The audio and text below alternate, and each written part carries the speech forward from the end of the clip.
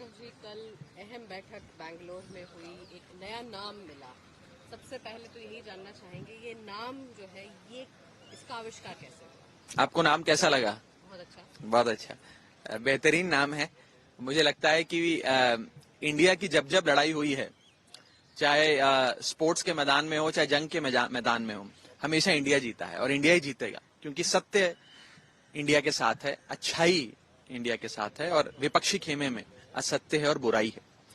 नाम किसने दिया, कहां से आया, किसने उसकी प्रस्तावना रखी, किसने उसे सेकंड किया, ये बातें मुझे लगता है इस श्रेय लेने की इस लड़ाई में मैं नहीं पढ़ना चाहूंगा, लेकिन नाम बहुत बेहतरीन है और कहीं ना कहीं आज इस नाम से एनडीए घबराया हुआ है। वो एनडीए जो कहा करता था एक अकेला सब पर भारी, मोदी बनाम ऑल अदर्स, आज उस बीजेपी को, आज उस पॉलिटिकल पार्टी को 36 और राजनीतिक दलों की जरूरत पड़ी है। अब वो थ्योरेटिकल एक्सरसाइज कर रहे हैं कि कहीं से भी कोई भी रजिस्टर्ड पॉलिटिकल पार्टी उसको अपने साथ जोड़ लो, ताकि हम भी कल को कह सकें, हम भी लोगों को दिखा सकें कि हम भी 38 पॉलिटिकल पार्टीज हो गए हैं, 40 पॉलिटिकल पार्टीज हो गए। तो कहीं ना कहीं वो डर भाजपा को सता रहा है और इसी के चलते आप देखिए कि जो 38 राजनीतिक दल हैं, बताया जा रहा है उसमें से 24 राजनीतिक दल ऐसे हैं एनडीए के भीतर जिनके पास एक भी सांसद नहीं है। चुनाव लड़ने चले हैं लोकसभा का, लेकिन एक भी सांसद नहीं है। मात्र 2 या 3 ऐसे राजनीतिक दल हैं एनडीए के भीतर जिनके पास 5 से ज्यादा सांसद हैं। तो आप देख सकते हैं कि इस इंडिया फॉर्मेशन में जिस प्रकार से जनप्रतिनिधि और लोकप्रिय नेता और तमाम साथी साथ आए हैं, वो देख के एनडीए घबराया हुआ है, डरा हुआ है। और वो एनडीए जिसने पिछले 10 साल में अपनी एक भी बैठक नहीं बुलाई, एक बार भी अपने एनडीए के जितने भी अलायंस पार्टनर्स हैं उनसे एक बेसिक शिष्टाचार की बैठक तक नहीं करी। आज उस एनडीए को 38 से 38 पॉलिटिकल पार्टीज को एक कमरे में लाकर उनसे संवाद करने की जरूरत आन पड़ी है। ये भाजपा का डर दिखाता है। साथ ही ये भी जानना चाहेंगे, ऐसा माना जा रहा है कि you acted as a bridge to bridge the gap between you and the Congress, Aam Aadmi party and the Congress.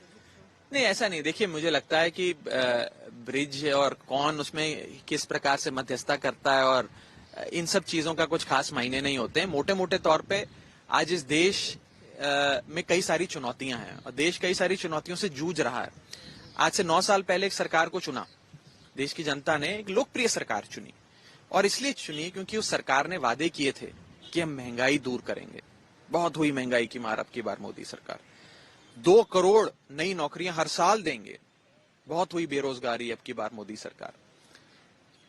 रुपया अंतर्राष्ट्रीय बाजार में गिर रहा था, रुपये की साख बचाएंगे, काला धन वापस लाएंगे, सामाजिक सुधार, सामाजिक वेलफेयर करेंगे, सोशल वेलफेयर करेंगे। न जाने क्या क्या चीजें बीजेपी ने अपने मैनिफेस्टो में रखी, अपनी चुनावी रैलियों में कहीं एक भी चीज इन्होंने पूरी नहीं करी और इसीलिए आज देश इतनी बुरी महंगाई और बेरोजगारी की मार झेल रहा है। इसीलिए लोग छुटकारा चाहते हैं बीजेपी से, लोग बाय बाय मोदी जी कहना चाहते हैं और इसीलिए मुझे लगता है कि सब लोग साथ आए हैं इस बात का एहसास करते हुए। लोगों ने जो एहसास राजनीतिक दलों को दिलाया है, उस एहसास को समझते हुए, अपनी जिम्मेदारी समझते हुए सब साथ आए हैं और बहुत ही महत्वपूर्ण डेवलपमेंट है भारत की राजनीति में और इतिहास के पन्नों में दर्ज होगी ये एक डेवलपमेंट। सर, आपको नहीं लगता आइडियोलॉजिकल डिफरेंसेस जो है वो तो दूर करके आप लोग साथ आए हैं, लेकिन जब बात होगी 2024 की सीटों की बंटवारे की, किनको चुना जाएगा, कैसे उस पर बातचीत? देखिए, अभी केवल नाम क्या है उसे हमने सार्वजनिक तौर पे लोगों के सामने रखा है, जनता के सामने रखा है, आपके मीडिया के सामने रखा है। इसके बाद क्या अहम मुद्दे होंगे, क्या सीटों का एक प्रकार से रोल आउट रहेगा, ये तमाम चीजें आने वाले समय में फेज बाय फेज मैनर में आप सबसे अवगत कराई जाएंगी। लेकिन मोटे मोटे तौर पे बात यह है कि जब आपसी मतभेद बुलाकर लोग साथ आ रहे हैं, देश के लिए साथ आ रहे हैं, वो ज्यादा बड़ी चीज है, वो मायने रखता है। आपको याद होगा कि 1970 के दशक में सरकार थी मिसेज इंदिरा गांधी की, बड़ी शक्तिशाली सरकार थी। कहा जाता था कि इंदिरा गांधी जी को सरकार से हटाना या चुनाव में हराना एक प्रकार से संभव है। उस दौरान जनता ने चाहा उन्हें सरकार से हटाना, इसीलिए तमाम राजनीतिक दल साथ है। जनता पार्टी के बैनर के तहत जनसंघ, सोशलिस्ट, कम्युनिस्ट, तमाम राजनीतिक दल साथ आए। और मिलकर उन्होंने इंदिरा गांधी जी की उस समय की कांग्रेस की सरकार को पछाड़ा, हराया। कहीं ना कहीं कुछ वैसा ही मुझे आज 2023-24 के दौर में नजर आता है। लोग चाहते हैं इस सरकार से छुटकारा पाना, इसीलिए राजनीतिक दल अपनी जिम्मेदारी समझते हुए साथ आ रहे हैं। मेरा आखिरी सवाल है, क्या इस तरह की कोई स्टैंडिंग इंस्ट्रक्शंस हैं कि अब जितने भी दल आप लोग साथ आए हैं एक दूसरे के खिलाफ नहीं, देखिए किसी मंच पर नहीं बोले? ऐसा देखिए, मोटे मोटे तौर पे आपसी वैचार धारा से संबंधित या अन्य चीजों से संबंधित मतभेद चलते रहे, परिवार के भीतर भी होते हैं। दो भाइयों के बीच में भी छोटी मोटी अनबन, पति पत्नी के बीच में अनबन रहती है, हर परिवार में अनबन रहती है।